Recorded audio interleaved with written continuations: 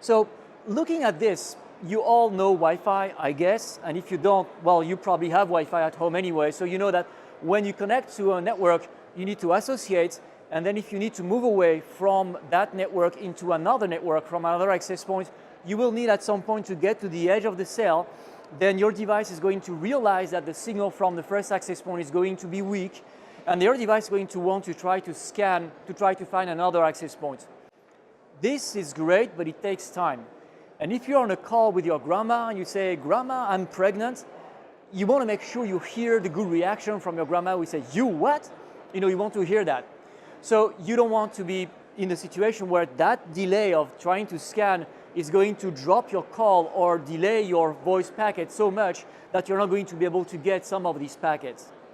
So there are some protocols in the 802.11 world that help you. And actually, if you look at the 802.11 standard, there are 14 different provisions that are supposed to help devices move from one cell to the other. However, there is almost no Wi-Fi Alliance certification on how you would implement those. So they are somewhere written, but not everybody implements them, and we do not implement them the same way. The reason why is because it's complex and the interest is different. If you are on the infrastructure level, you have this view of all the access points, you have the views of all the channels, you know how many clients you have in each cell, you know how much channel utilization you have in each cell, so you have this sort of global view back. The client doesn't have that view, and it doesn't care really. It barely knows about its own traffic, so it knows how much traffic is going down the stack. It knows about the channel conditions here, but it doesn't have this macro view. So there is a different view of what issues we're trying to solve between infrastructure network vendors and client vendors. So one of the protocols that people implement and Apple implements, for example, is 11K and 11V. 11K is a protocol that I'll go into in a few seconds, which allows you to get a sort of sense of what the neighborhood is like. It's pretty much you get in a new neighborhood, you knock at a door and you say, "Who lives around here?" That's the idea. So with 11K, your station associates to an access point and say, "Hey, Mr. Access Point, I just associated to you. Who are the neighbors?" And the AP can return a list of 4, 5, 6 neighbors around you. The advantage that... Sorry?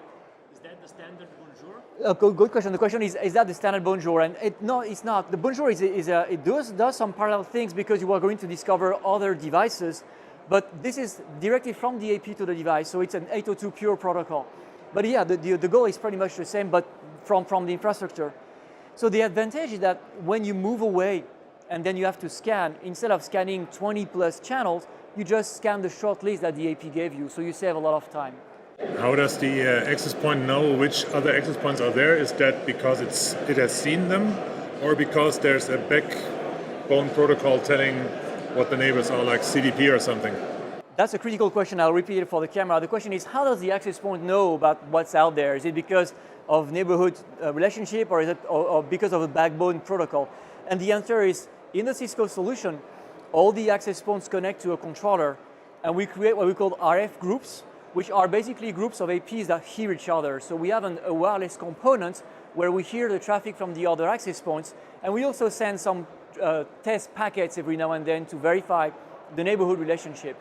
And we bring that information back to the controller, and the controller lists all the access points that hear one another and create a sort of map of who is in the same area and who is in different areas, and it creates groups that way. And that's a very good question because the 802.11 protocol does not describe how that happens.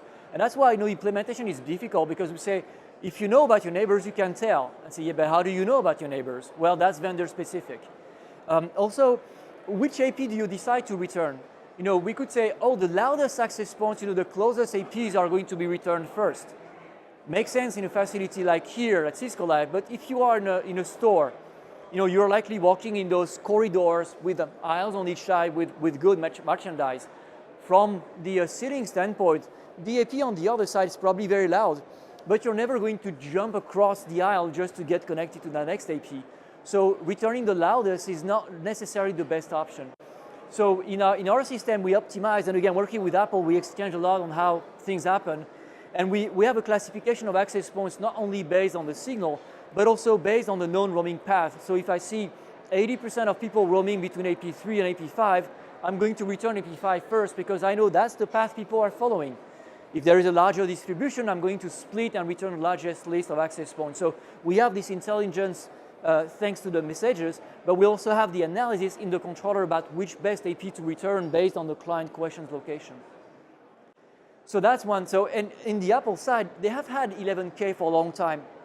But what we did together is to say, this is the way we're going to return that list. So you can use the organization of our list to understand that this AP that we return first is probably a better AP. And then we also had a lot of philosophical conversation. You know, we sat down watching the rain and drinking hot chocolate and thinking, what is a good AP? I know it's an open question and there is no answer, right, in the E811 protocol. What is a good AP? Say, well, it's an AP that can provide good connectivity. Yeah. Anything else? Good quality of experience. Oh yeah, okay, and what is quality of experience? That's very difficult to define. For example, do you prefer an AP that has like 40 clients that are doing nothing? Or do you prefer an AP that has 2 clients, but these guys are downloading the internet? You know, which one is best? And again, there is no good, bad answer, right? It's a question of how do you see the world? Do you prefer to have an instantaneous vision? You know, this one has less space or more space. Do you want to have a sliding window vision, say, give me the traffic over the last 5 seconds? You know, each vendor has its own way of interpreting what is a good AP. So what we did together as well is to, again, sit down and say, okay, well, how do you work, guys? What is your algorithm? And this is how ours is working. And then we went to sort of common agreement of what kind of understanding we should have of the client question to return the best list of access points. So now, as best as we can, we are not only returning the best AP based on the known roaming path, but we also know how the client is going to like it. So we will make sure that we are not returning an access point that the client is going to scan and say, no, can't use it, it's too bad, and jumps and scans the yellow band. So that's 11K. 11V is another protocol close to K, but it's more directed. So what happens with 11V is that you get to the edge of the cell, and then I don't know, something like the door closes or something like that. And then suddenly the signal from the AP drops. And you know that you're going to have to drop super fast because signal is getting to a critical level. So what you can do with this phone is to go back to the access point and say, whoa, I have to roam right now. Give me my best AP. And the controller is going to, again, analyze the location and say, based on where you are and knowing the way you understand access points, go AP6. And then you give a channel and the client is going to scan that channel and go to that AP. Here again, one of the work we did was to work together with Apple and say, so how do you understand what is a good AP? And the infrastructure makes sure to return that AP that we know the client will like. This is important because in other vendor solutions, not naming anybody, but you will find that they also have 11V. And it's great because they are going to provide information trying to help the clients. But until you understand how the client understands the network, and this is not documented anywhere, it's an internal algorithm type of structure, you can't really tell if when you return an access point, the client is going to scan and like it, or if it's going to say, no, I can't use that AP, it's overloaded, and it's going to scan around. So we know that in the test we've done, with the same understanding we have of this algorithm, when we return an access point to an iOS device, we have a 97% chance that the client is going to jump, say, oh, perfect, and we'll stay there. So that increases, this discovery efficiency a lot, and that's something we're very happy because less time discovering means less frame being sent around on all the channels, less pollution of the air, but also less time spent, discovering, and of course less battery consumption because you're not sending frames that are not useful. So that was a big thing. The last one is what we call 802.11r. So this is not about discovery. It's the next phase. You discover the access point, that's fine, but then at some point you need to jump to that access point. And if you're using .pav2 like we do here, and if you're using something like external authentication like Radius, the protocol makes that you have a set of keys to encrypt your traffic. And as you move from one AP to the other, you have to generate a new set of keys with that AP. And that takes time, especially as if you have to go through a Radius, you will have to re-authenticate to get a new fresh pair of keys for your next access point. If your AP is not connected closely to the Radius, that can take a lot of time. So 6 seconds is not, the average score, is the worst case scenario. So 11R, what it does is what we call FT, fast transition. It allows you to basically create a hierarchy of keys that you create at the first AP, and then when you move from one AP to the other, you just pass a subset of these keys from one AP to the other. So every vendor solution has that, where you can pass the key in the background through a controller or directly through the cable. The thing is, the client, if the client supports 11R, they are very happy, they do that, and they save time when they roam. But if the client does not support 11R, we have a problem, because the 11R uses some concept like mobility domain information elements, key hierarchy with index 1, index 0, index 2. So if you're not an 11R client, you just do not understand that protocol. The result is that if you're not 11R, you cannot use it, but you cannot also associate with the SSID that doesn't have it. So that has been a problem for a long time. So at Cisco, we solved that problem about 3 years ago, and we created what we call the hybrid SSID, where you set up 11R, but also normal WPA-v2. And we say, okay, problem solved. If you do 11R, you do the fast thing. If you don't do 11R, fine, you still have WPA-v2. You are slower roaming, but it's the best of both worlds. Sadly, we found that 74% of customers implementing WPA-v2 do not turn on 11R. And the reason why is because there are sometimes some clients, older clients, that do not support 11R. That's okay, but they also panic when they see 11R mentioned. Even if they don't have to use it, right? They could just use the normal one, but they panic. So the result is that your network will work fine most of the time, but one day there will guys that show up and say, I cannot connect. And you will spend hours troubleshooting why the guy cannot connect until you find that this chipset, this version of the driver is not compatible with 11R, and then you cannot do anything, you cannot associate. So FT is just fast BSS transition, right? So the question is, FT is just BSS fast transition. Yes, I don't call it BSS transition because it's 11V, but FT is fast transition, absolutely. And so what Peter Paul is saying here is key. This is not discovery, right? This is the key negotiation phase, right? So you want to jump fast. You don't want to discover fast. That's V and K. Here you just decided that you want to jump, and you want to jump fast. Yeah, thank you. So because of those few clients, we have this situation where we have a solution, but people don't turn it on in fear of those weird, random devices that will show up. So we say, how can we solve this problem for these guys? Because 11R is good for them. So what we did is that we turned on what we call adaptive 11R. So what adaptive 11R is that in the SSID, we actually do not turn on 11R officially. However, we have a sort of handshake with the Apple devices, the iOS 10 devices, that allows us to recognize that they are iOS 10, and they recognize that we are Cisco network, basically. And when they make that recognition, they associate using 11R. So you see, we're kind of hiding 11R from the general population so that these old devices that randomly show up do not panic. But at the same time, we selectively turn on 11R for these guys when they show up. And so here it's a bit technical because you guys are technical too. This is a four-way handshake example of when you have FT, pure 11R. I call it static 11R. You configured it manually on the SSID. When you have normal WPA-v2, and when you have adaptive 11R. And basically what you will see is that it's 11R, right? It's just 11R. The only thing is that we turn it on because this is an iOS 10 client. So if you have a non-iOS 10 client showing up, they will go through the WPA-v2 normal PSK association, whereas if it's an iOS 10 client, we're going to switch automatically to the 11R. So it's not static, it's adaptive, but it's still 11R. So the four-way handshake is going to follow purely the 11R protocol. So that allows us to say, okay, if you can turn on 11R because you know your population of clients, fine, do it. But if you're like the 74% of people who do not, in fear of those old devices, well, at least we're solving this device's issue for you. And depending on where you are, this can be 30 to 40 to 60% of the population. Here it's a 35-ish in Cisco Live. In Cisco Live US, it's slightly a bit more. But you see, it's a massive amount of your population. So at least we say, if you cannot turn it manually, at least 35% of your clients are going to benefit from it without having you to do anything special and fearing that you will have issues.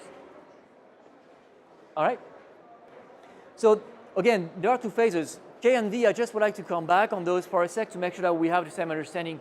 K is only done at the discovery phase. You join the AP, you send one request, tell me the neighborhood, you get the answer.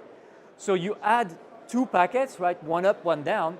but then you're going to save one probe on each of the channels that you're not going to have to scan. So it's actually saving a lot of airtime once you get to the edge of the cell. That's the fast BSS transition that Peter Paul was referring to. You have a few modes that you can have. One is the client saying, hey, what is the next best access point? You also have some features where the access point can tell the client, yeah, you're not here in good conditions, go elsewhere. So we also implement those in the Cisco world. This is called load balancing, where you want to load balance your clients between cells. So before 11V, we had to use some dramatic disconnection methods. Now with 11V and the iOS devices, we can send an 11V message instead saying, you know, if you would, you should go to the other access point instead, there is a better connection. So it's a smoother way of turning the client to a better AP without, you know, disconnecting the client directly, which is a bit brutal. It's still dependable from airtime, right? It is still dependable from airtime. Yes, it's still dependable from airtime, absolutely, yes. And again, this is done at the edge of the cell, right? At connection or at the jump point, yeah, yes. So just for your pleasure, this is an 11K frame because people don't see that very often. You know, so that's the answer from the AP. So the client say, hey, send me a list of neighbors, and we come back and say, all right, the SID you're looking for is open 21. First AP is on channel, where is it? Oh, no, sorry, that's a request, the measurement. So we say for open 21, which one do you have? And this is the answer. We say, okay, this is a report for open 21. And then for each of the APs you return for each channel, you give the MAC address of the access point, the channel number, and the key elements to know if you want to jump there. So that gives a clear map to your clients, and the order of the clients makes sense for the client to know which one is supposed to be the best. So that is the optimized Wi-Fi connectivity. With this, we think we solve a good part of the roaming, but the question, of course, is always, yeah, that's nice on the paper and in the lab, but how do you prove it actually does anything, right? Because, you know, roaming doesn't take maybe that long. So what we did is that we took access points and we did roaming back and forth, back and forth, back and forth. And we have some interesting results where we see that typically we are 8 times faster with K, V, and R than without K, V, and R. So 8 times faster means that we are in most cases below 50 milliseconds when we roam, whereas if you don't have K, R, and V, and if you have congestion, because congestion slows down your emptying your buffer and then slows down your discovering on the next channels because there is traffic, then all these things take more time, and in the end you can take more than 300 or 400 milliseconds to make the discovery and roam. And of course, if you're on a call again with your grandma, 300 milliseconds, you're going to hear a drop in the conversation, there is no doubt. And if you have a static buffer on your phone, you may even close the conversation because, you know, the buffer gets empty. Anything above 100 milliseconds typically is seen as being a problem for voice. So that's the optimized Wi-Fi connectivity. Just a quick question. You're identifying the iOS devices, yeah? Yes. Would it be possible for you to identify other devices as well? And if you know, okay, they have this feature set activated for them as well? So the question again for the camera is, we recognize iOS devices. Could we recognize other devices? And if they have this support, could we activate this feature? This is a great political question, but I'm going to answer on the technical side and political side as well.